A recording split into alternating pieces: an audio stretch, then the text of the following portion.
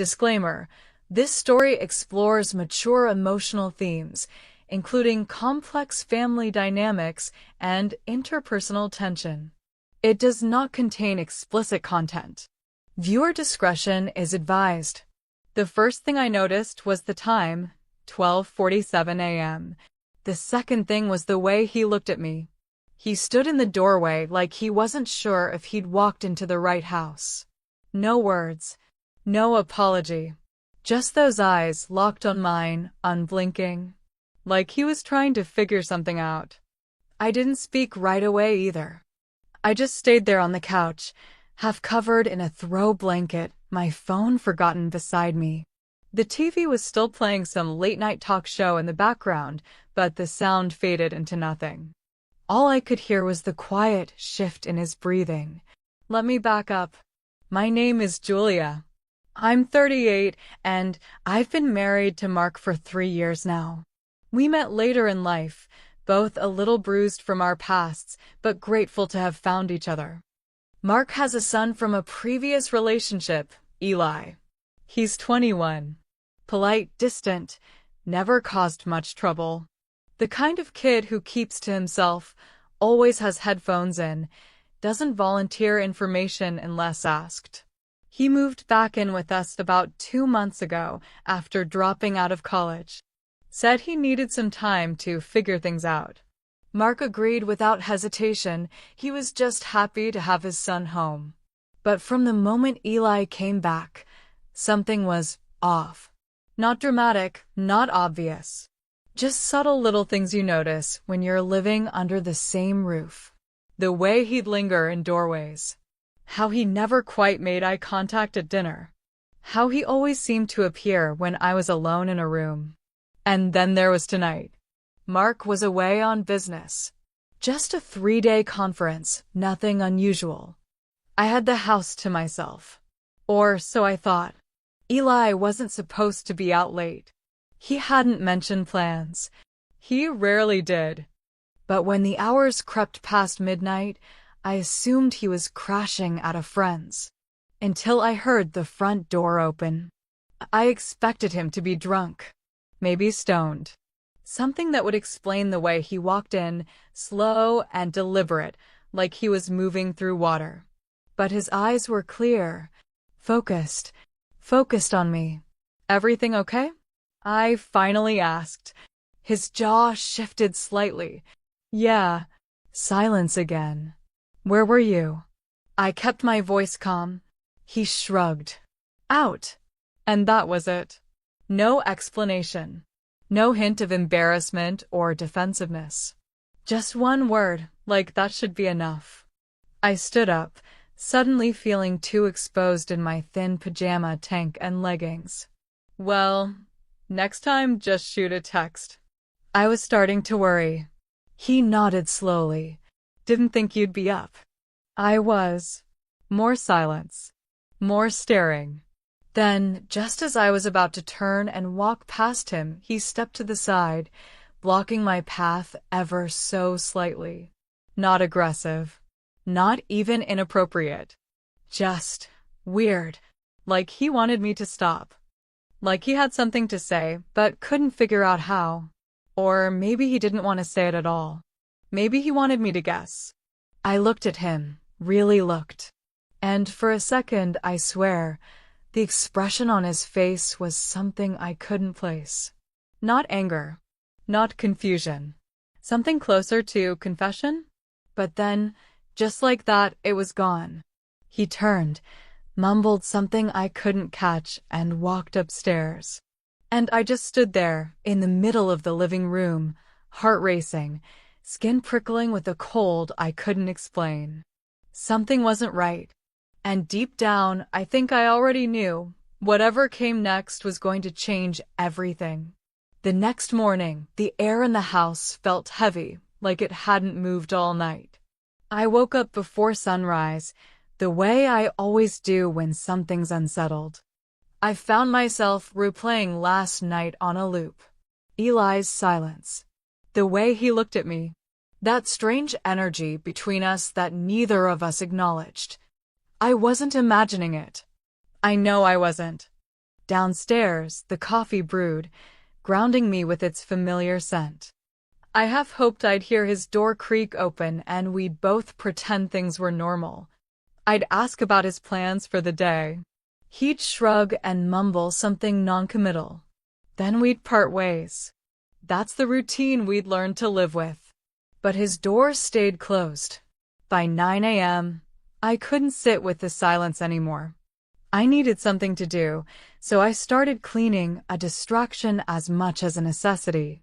As I was folding laundry, I found one of Mark's old sweatshirts mixed in with Eli's clothes.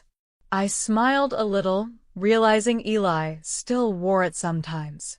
A small, quiet connection to his dad. Mark always worried they were drifting apart, but moments like this made me think the bond was still there, just quieter now. Eli and I never had a warm relationship, but we were civil, respectful. I was never the evil stepmom stereotype. If anything, I kept my distance, tried to give him space to navigate adulthood without me hovering. But lately, that space had felt more like a wall. He used to speak more. Not a lot, but enough. We'd shared small moments, watching old movies when Mark was away, ordering takeout, exchanging tired glances over dinner when Mark launched into one of his long-winded work stories. There was a time I thought we were getting somewhere. That maybe he didn't see me as the outsider anymore. But then he dropped out of school. No warning, no discussion. One day he was in his dorm, and the next he was in our guest room, shutting the door behind him like he was sealing off a part of his life. Mark blamed stress. I suspected more, but Eli didn't offer details and Mark didn't push. Lately, I'd caught Eli watching me when he thought I wasn't paying attention. Not in a creepy way, but not casual either. Curious. Focused. It made me wonder if he was trying to figure something out about me or about himself. I didn't know if I was overthinking it. But last night's stare wasn't passive. It held something behind it, something I didn't understand, and something he didn't say. By noon, he still hadn't come out. I tapped gently on his door. "You okay?" I asked, keeping my voice light. A pause. Then, "Yeah. You want anything to eat?" "No, thanks." That was it. Later, when I passed by the door again, I paused. I could hear faint music, low, rhythmic. A kind of lo-fi beat I'd heard him play before when he was sketching or journaling. It was his way of calming down. Maybe something had happened the night before, something he didn't want to talk about. I almost knocked again, but something stopped me. Maybe it was the fear of what he would say, or maybe what he wouldn't. That night, I sat on the porch alone, wrapped in the same throw blanket from the night before. The stars were out, and the quiet was almost too much. Then the door creaked open behind me. Footsteps. A pause. I wasn't staring, Eli said quietly. I turned.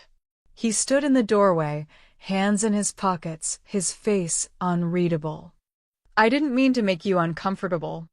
I searched his face for signs of sarcasm, but he looked sincere, conflicted. "I know," I said. "But you did." He nodded. "Yeah, I know." He didn't move. Neither did I. There was something unspoken between us, something fragile, waiting to be acknowledged. But not tonight. Tonight, all we did was sit with the weight of it. Mark called the next morning, cheerful and oblivious as ever. "Things okay over there?" he asked, his voice slightly muffled from hotel reception static. "Yeah," I lied. "Quiet." "Eli's been in his room, mostly." "That's good. Maybe he's finally decompressing." Mark paused. "You two getting along all right?" I hesitated just long enough for it to register. "Yeah, fine." He moved on quickly, talking about his meetings and some overpriced steak dinner his team had. I let him talk. It was easier that way. After we hung up, I stood in the kitchen staring at the spot where Eli had been the night before. There was something in the way he said it. "I didn't mean to make you uncomfortable." like he'd been holding onto those words, rehearsing them. And still, he didn't explain the stare, or the silence, or why it felt like he was right on the edge of telling me something big and then swallowed it whole. Later that afternoon, I ran into Sam at the grocery store, our neighbor from 3 doors down. We chatted briefly by the produce section, the kind of polite catch-up that usually ends quickly. But today she lingered. "I saw Eli the other night," she said casually, inspecting a bag of oranges. "At that old skate park by Maple. It was late." I froze for a second. "Oh!" She nodded. "Yeah, just seemed off." He wasn't alone either. There was this older guy with him. Kind of intense. Looked like they were arguing. My stomach tightened. "You sure it was Eli?" "Pretty sure. Hoodie, messy hair. He's hard to miss. You know how it is. Those places attract all kinds." Just thought I'd mention it. I thanked her and left quickly, groceries forgotten. That night, I knocked on Eli's door again. No answer. "Eli, I need to talk to you." Still nothing. I turned the handle and opened the door just enough to see he wasn't inside. The bed was unmade, the room smelled faintly of incense and something else I couldn't place, metallic, maybe. A drawing sat on his desk. I stepped closer. It wasn't finished, but it was detailed. A woman sitting on a couch, blanket wrapped around her shoulders, head turned slightly toward a figure standing in the doorway. I didn't need to guess who the subjects were. Behind the sketch pad was a receipt. A gas station out by Route 17, time-stamped 1:13 a.m. The same night he came home late. That was nowhere near the skate park. So, what was he doing out there? I put the receipt back and stepped out of the room, my heart beating faster now. Around 11 p.m., I heard him come in. "I was waiting." "I saw your sketch," I said as he passed through the hallway. He froze mid-step, not turning around. "I went in to check on you. You weren't there. Just saw it on the desk." He turned slowly, his face unreadable again. "I didn't mean for you to see that. You drew me." He nodded once. "Why?" He opened his mouth, then shut it. "Finally," he said, "because you're the only one who notices when I disappear." That hit harder than I expected. "What's going on, Eli?" I asked. "Really?" His eyes flicked toward the stairs, like he was deciding whether to run or stay. Then he sighed. "There's something I haven't told Dad. Something I didn't know how to tell you either." My pulse quickened. "Then tell me now." He stepped closer, the hallway suddenly too narrow. "I didn't drop out of school," he said. "I was forced to leave. Something happened. Something I didn't do, but I got blamed. And now, I think someone's following me." The words hit the air like ice water. "Who?" I asked. He looked me dead in the eyes. "I don't know. But they know where I live now." I didn't sleep. Neither did he. After Eli's confession, we sat in the living room, the same room where all of this started, the silence between us now loud with implication. He didn't give details. Just enough to stir dread. He leaned forward, elbows on his knees, voice low. "It started with a friend of mine, Micah. He got mixed up with this guy off campus. Real slick, always promising shortcuts to money. Next thing I know, Micah's caught with stolen equipment, and I'm in the frame for it. I didn't even know he was involved until campus security pulled me in." "Why didn't you fight it?" I asked. He glanced at me like it was obvious. "They had my name on the rental form, my laptop IP on the meetup messages. I don't know how they did it, but I was set up. And Micah vanished. Just disappeared." I felt my throat go dry. "So, who's following you?" Eli shook his head. "I don't know. But the guy I saw at the skate park? He was outside our house last week. Across the street. Just watching." I stood, suddenly cold. "You should have told me." "We could have. I didn't want to drag you into it." "Or Dad." His jaw clenched. "Especially not Dad." There it was again. That rift. That invisible distance between them he refused to cross. I sat beside him. "What do you think they want from you?" Eli looked straight at me. Either silence or cooperation. The next day was thick with tension. Every creak of the floorboards sounded suspicious. Every glance out the window made my skin crawl. I found myself double-checking the locks, watching cars drive by too slowly. Mark texted to say his flight home was delayed. I didn't tell him what was going on. Not yet. Not over the phone. By late afternoon, I noticed Eli pacing in the backyard, phone in hand, talking low and fast to someone. When I stepped outside, he hung up immediately. Who was that? I asked. He hesitated. Someone who might be able to help. That doesn't answer my question. I'm not sure I can. Before I could press further, his phone buzzed. He looked at the screen, then back at me. I have to go. Just for a little while. No. You're not leaving without explaining. He moved past me, his face pale but determined. Stay inside. Don't answer the door unless it's Dad. I'll be back soon. And then he was gone. By nightfall, he still hadn't returned.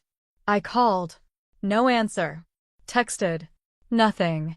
I sat at the kitchen table, scrolling through news alerts and campus forums, trying to find anything that might explain what he'd gotten tangled in.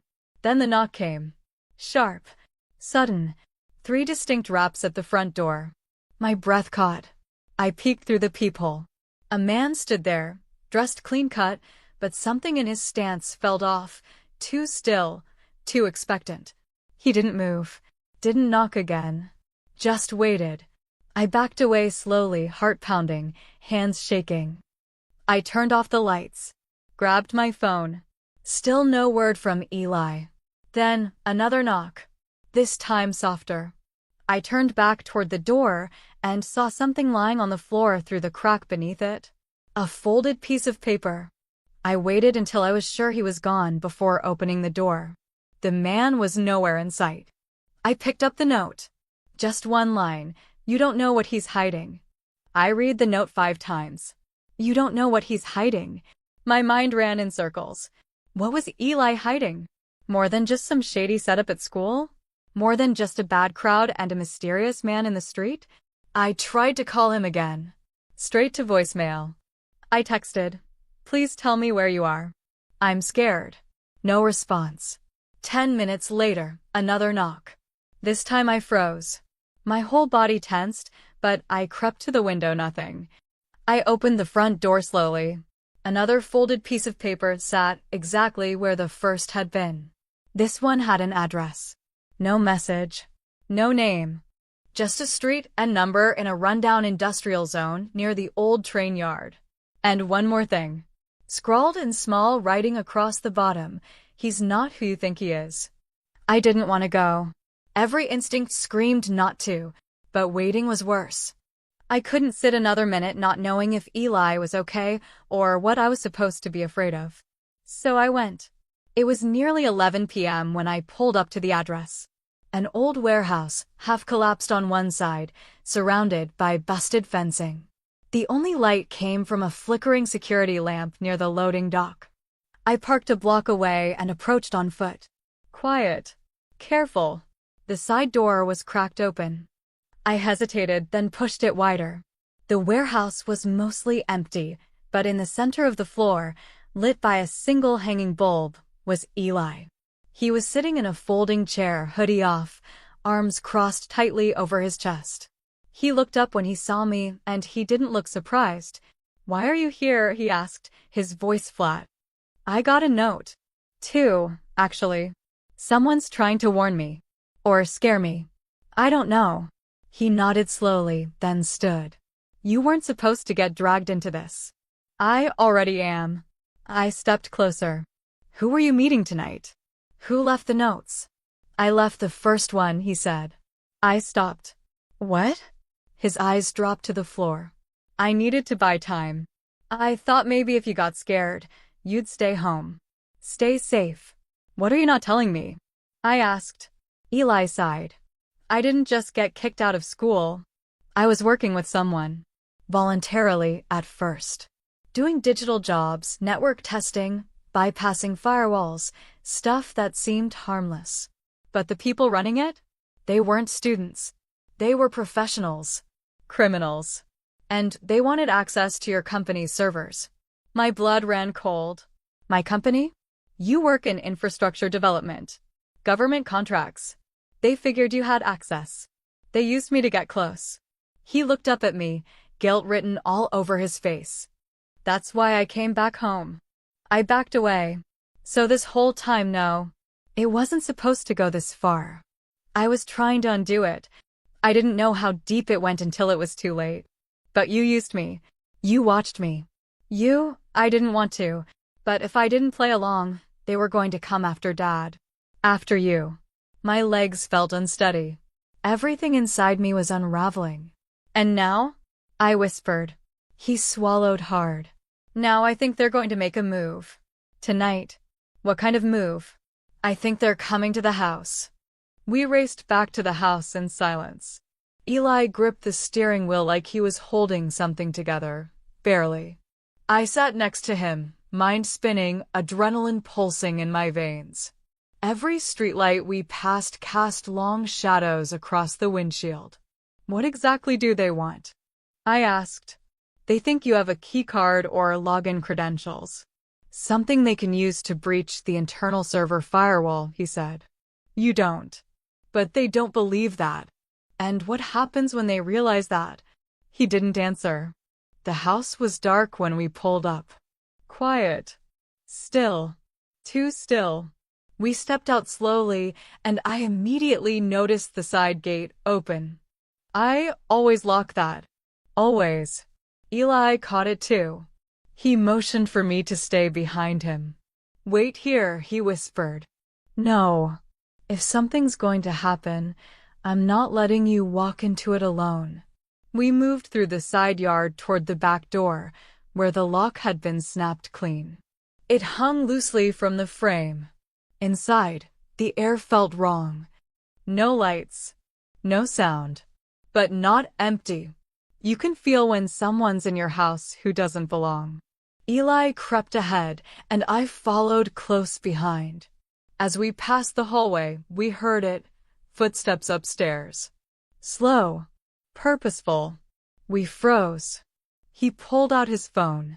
Opened a tracking app. I put a signal tag in one of their burner phones. I think 2 of them are here. Armed, probably. I grabbed his arm. Then we call the police. Right now. He shook his head. If they get caught, they burn everything, including me. They'll say I was helping. I'll go down with them. The weight of his past choices was crushing us both. But I didn't care about what he did. I cared about saving him now. You were trying to stop it, I said. That's what matters. He looked at me. Really looked. Even if it's too late? We didn't get to answer that. A loud crash from the upstairs hallway jolted us. Eli moved fast, faster than I could react, and sprinted up the stairs before I could stop him. I heard him shout something, followed by a scuffle, a sharp thud, and then silence. I grabbed the first thing I could find, an umbrella of all things, and ran up after him. One man lay unconscious at the top of the stairs. The other, tall, lean, dressed in black, had Eli pinned against the wall. Eli's face was red, his eyes wide.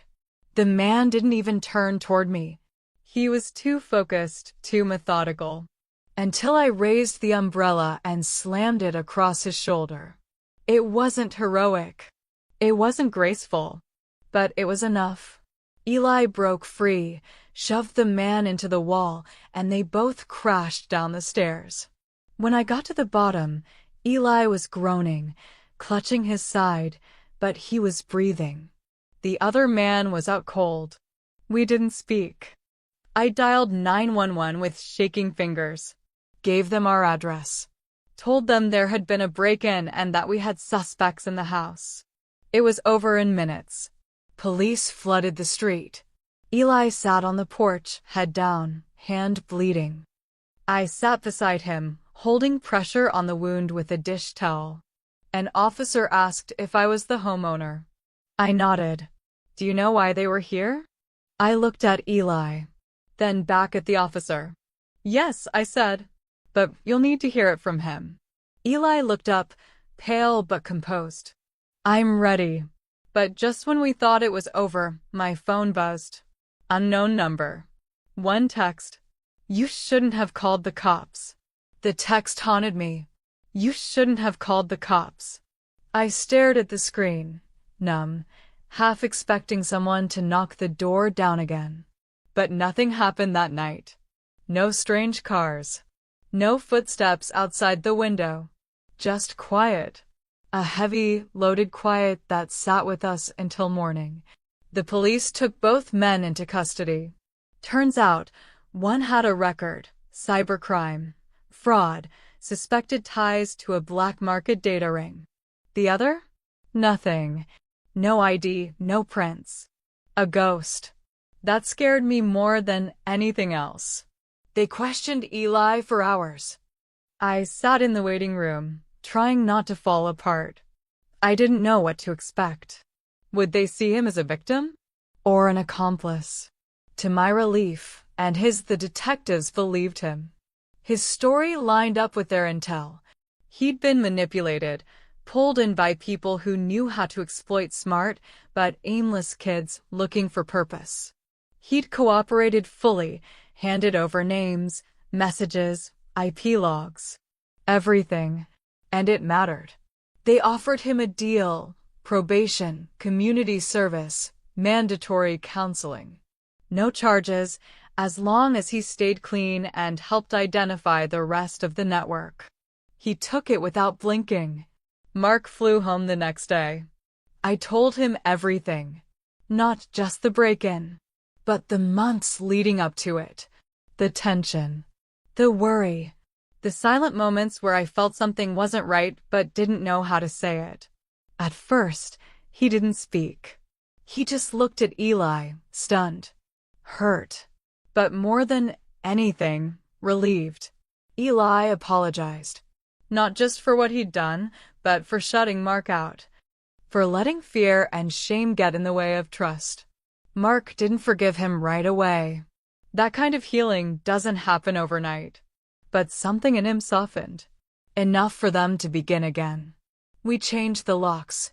Installed cameras. Took a long, hard look at what our normal had become and realized we'd been too willing to ignore the cracks. Eli started therapy.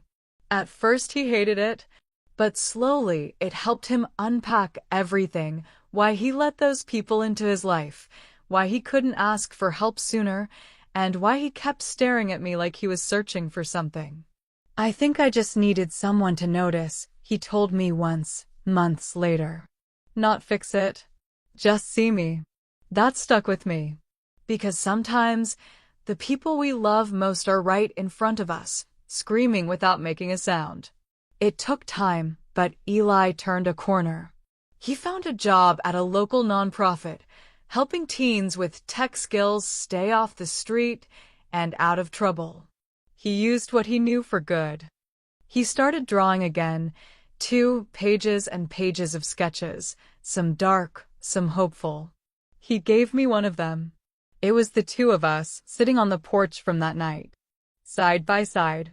Silent, but safe. Mark and I still talk about it sometimes. How close we came to losing him. How easy it is to miss the signs. But mostly, we're just grateful.